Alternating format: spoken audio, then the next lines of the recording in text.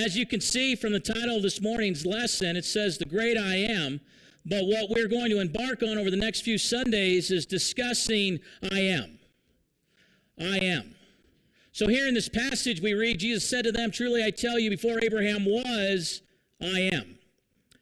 We understand on some level there is significance in someone's name, right? Your name is important. The name that your parents gave you has meaning to them and probably to others. Names mean something, and this is no different. I had to laugh. Donnie texted me a couple weeks back. She was out with Trinity, and she seemed a little annoyed, and she sent me this text, and she says, can you believe this? And I couldn't quite understand what I was reading at first because it was like a screenshot. She looked up the definition of her name because she wanted to see what it was all about. And she says, I can't believe this. And so I had to look a little bit closer, and it just said, more donuts. I said, well, I'm going to stop there.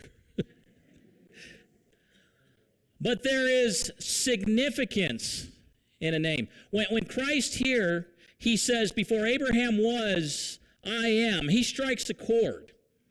The reason is because if you look a little bit further, he's talking about, you know what? You will die in your sins if you don't believe who I am and who sent me. So the Pharisees are arguing with him, and they say, you know what? You, who are you to say these things? And so he says, you know what? They start embarking on this, well, we are sons of Abraham, and Christ says, you know what? If you were sons of Abraham, then you would hear me, you would hear my words, and you would follow me. But you're not. You are sons of the devil. And they go on this tirade, and so finally Christ lands at this point, and he says, you know what? Before Abraham was, I am. And it makes them mad. Why does that make them mad? Because he references back to Exodus chapter 3 and verse 14, where do we remember that account? Where Moses is on the mountain and God is speaking to him through this burning bush, and he's going to send him to Egypt. And one of Moses' questions is, okay, who shall I say sent me? And God's response is what? I am. I am that I am. I am who I am. You tell them I am has sent you. And that's the name that God gives. So first of all, what is that? What is this name? What is the meaning or significance behind it? First of all, it's called this tetragrammaton. That's what it is. There's actually 4 consonants in this word. There are no vowels. And so what they did was, the Hebrew people, they took the vowels out of the word Adonai, which is to say Lord or Master. They took the vowels out of that word and inserted it into this word, which came up with a new word, which is Yahweh, which is translated into English, Jehovah.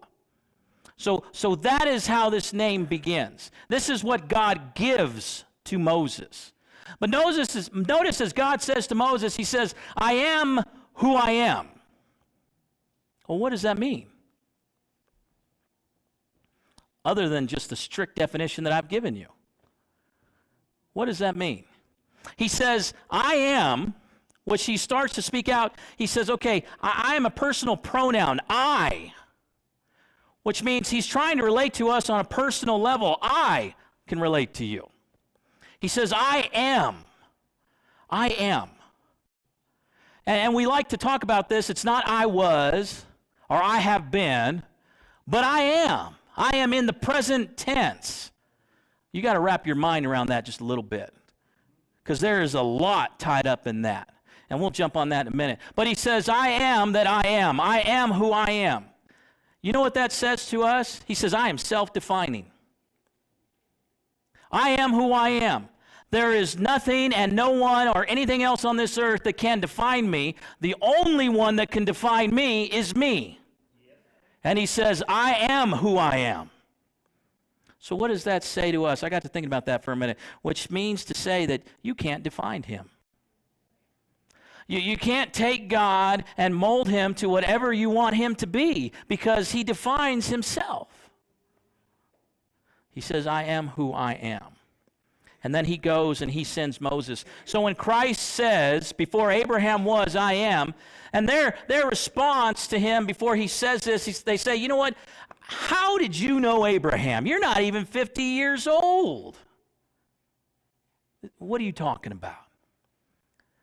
And that leads Christ up to this statement. He says, you know what? Before he was, I am. And in effect, he is saying, you know the God of your fathers, of Abraham, Isaac, and Jacob. Guess what? The I am, that's who I am. I'm he. Which tells us that he is divinity. He shares in the same divinity as the Father does. That is an important concept to grasp of who Jesus is. I am. We remember in John chapter 1 verse 1, he says, in the beginning was the Word, and the Word was with God, and the Word was God. Right? That is Christ. That is our God. I am. I am. There are so many directions we're going to go in the next couple of weeks as we discuss Christ as the I am. And for us to get there, I wanted to lay a foundation what we talked about briefly, which is God is constantly in the present tense. Does that make sense? He says, I am who I am. So he's not yesterday, and he's not even tomorrow. He is. He is in the present tense. And I want you to think about this for a minute. Last week we talked about Matthew chapter 6, verse 33, seek ye first the kingdom of God and his righteousness, and all these things shall be added unto you. It is our faith and our trust in him, where throughout that passage he says, don't worry, don't worry, don't worry. Well, why don't I worry? Because God knows what the future holds. Why does God know what the future holds? Because it's the present to him. Oh, come on now. Your mind should have just went like this for a moment. That's who God is. And if this is the God that we serve, who defines himself, who is constantly in the present tense, then guess what? I don't have to worry about what tomorrow brings. Why? Because he's already there. You heard my little boy crying in the back, right? He's yelling, Daddy. Actually, he says, Daddy-o. And he's looking for the presence of his Father, right? That's what brings him safety and security. That's what we're looking for, the safety and security. But sometimes we don't recognize that that's only going to be found in the presence of our Father. And when I understand that he's already present with me, then that don't worry, don't worry, don't worry, that actually begins to ring true. Why? Because he is with me. He's already there. This is our I am. This is the great I am. This is who he is. And this is who Christ is saying he is as well. Before Abraham was, I am.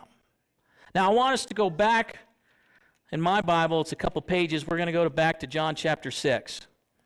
John chapter 6.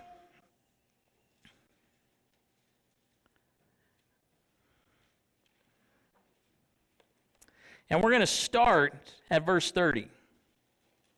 We're going to start at verse 30. He said, verse 29. Jesus replied, this is the work of God, that you believe in the one he has sent. What sign then are you going to do so we may see and believe you? They're asking for a sign. You know what happened prior to this? So Christ has fed the 5,000. There's one boat. They see the disciples get in the boat. They don't see Christ get in the boat. They find Christ on the other side along with his disciples.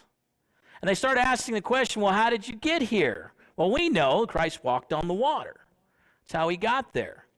Christ turns around and says to them, you're just here to get fed.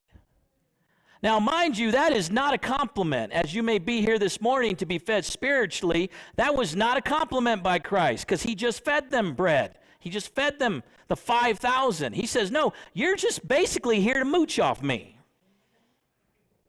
That's the Raymond version. He says, that's why you're here. You're not looking for a sign. So then what do they say? What's the sign?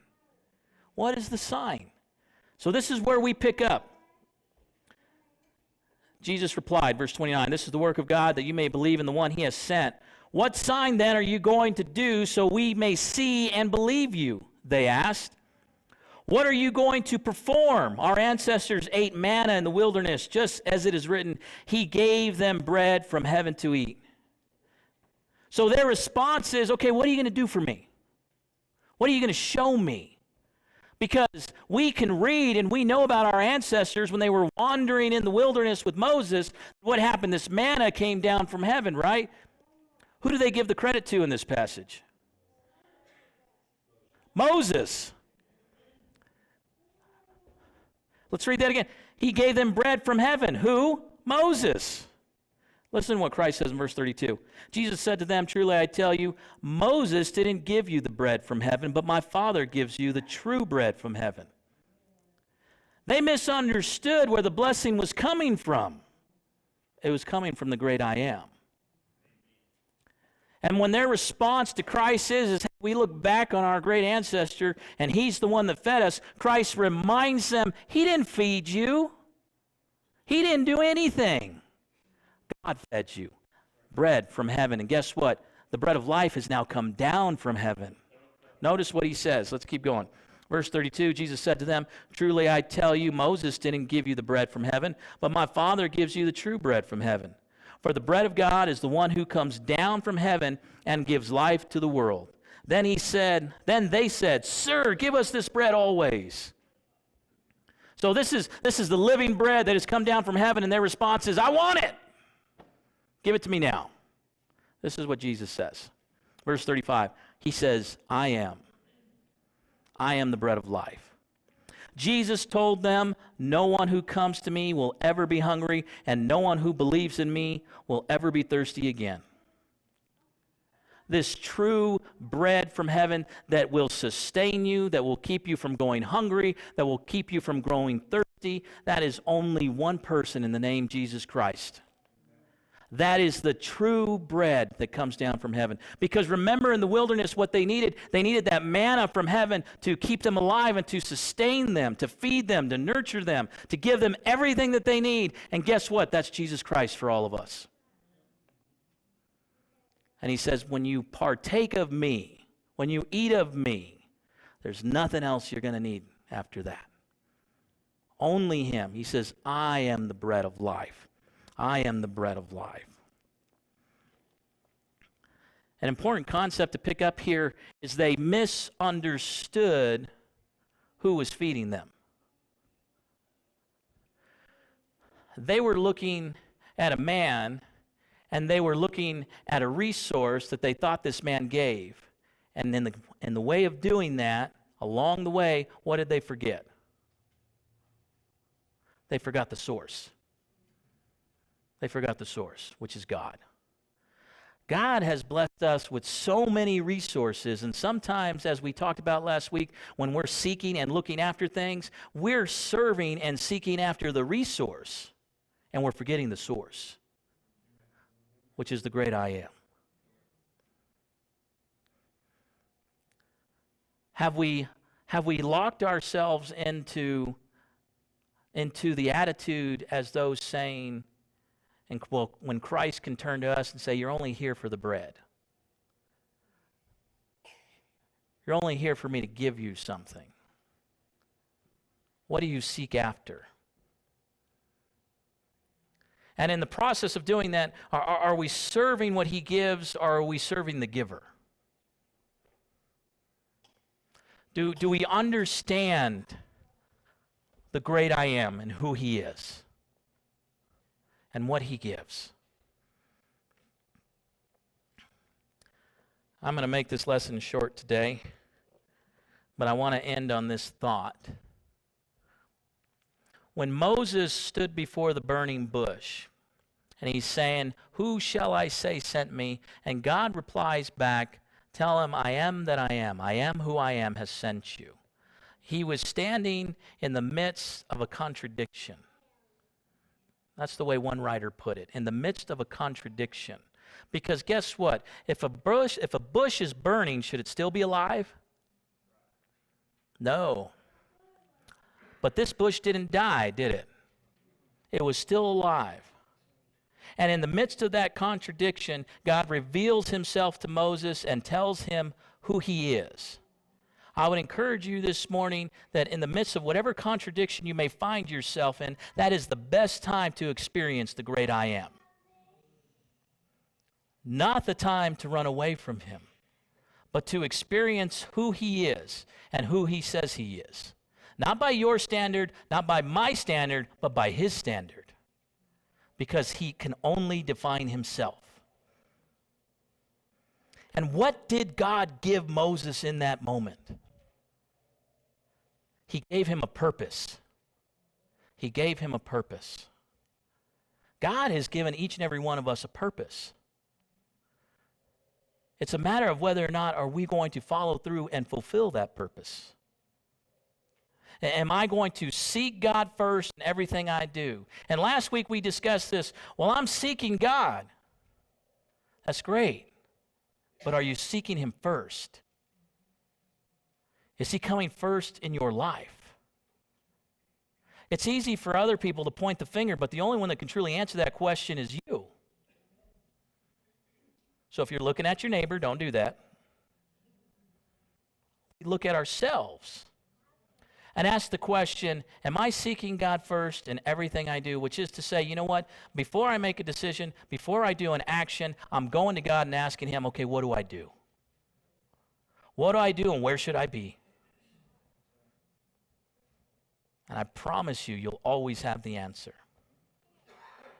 We're going to continue to explore the great I am. Next week, we're going to talk about here in John chapter 7 where he says, I am the gate. John chapter 10 and verse 7, he says, I am the gate. No one can enter in except by me. And I'll tell you what, if you study that passage, you're going to find a lot of freedom there. A lot of freedom. If you are here this morning and you are struggling in the midst of a contradiction, which is to say you have your own internal battle going on inside of you, then God is here today trying to tell you who he is. Discover who he is. If you have never named the name of Christ, been baptized into Christ, then we call you forward to do so. There's no reason to wait. If you have wandered away from God, then this body here desires to walk alongside you. As you come and reorient your life in the direction that he wants you to go, then we will walk with you. We're not here to judge you. We're not here to beat you down. But as you repent and move forward, we will move forward with you as you move forward with us. If we can pray for you in any way, or if there's anything that we can do for you, then please come forward as together we stand and together we sing.